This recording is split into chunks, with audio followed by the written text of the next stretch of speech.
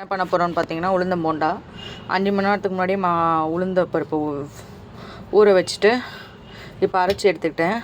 உப்பு போட்டு அரைச்சி எடுத்துக்கிட்டேன். இப்போ அதுக்கு வந்து மிளகுத்தூள் கொஞ்சம் மிளகு இடித்து போட்டிருக்கேன், மிளகுத்தூள் மாதிரி.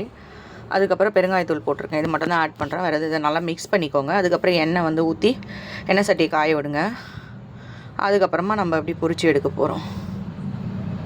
ஸோ பாருங்கள், மாவு நல்லா இதுவாக வந்திருக்கு. நல்லா அரைச்சி எடுத்துருக்கேன் நைஸாக. எண்ணெய் நல்லா கொதிச்சிருக்கு.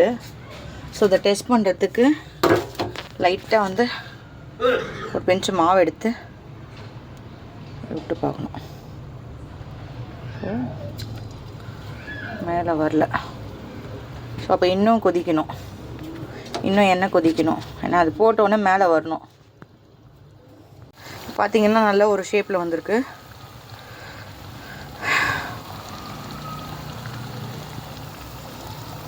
உளுந்து மிளகு போண்டா. சரி, இன்னும் ஒரு ஒன் மினிட் வந்து இதுவாகணும். திருப்பி போடுங்க.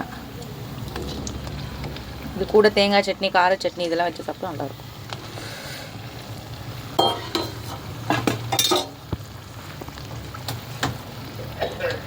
பார்த்திங்கன்னா நல்லா செவந்து வந்துடுச்சு. ஸோ இப்போ வந்து எடுத்து இப்படி வச்சுருங்க.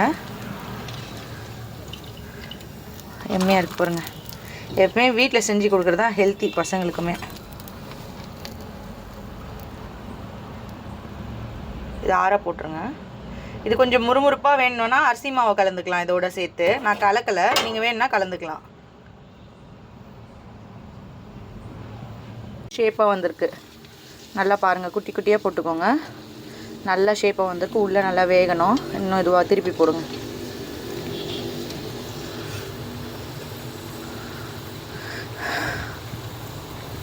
பார்த்தீங்கன்னா எப்படி வந்திருக்கு பாருங்கள், ஷேப்பாக அழகாக கலராக. ஸோ நீங்கள் ட்ரை பண்ணி பார்த்துட்டு கமெண்ட் செக்ஷனில் கமெண்ட் பண்ணுங்கள் ஃப்ரெண்ட்ஸ்.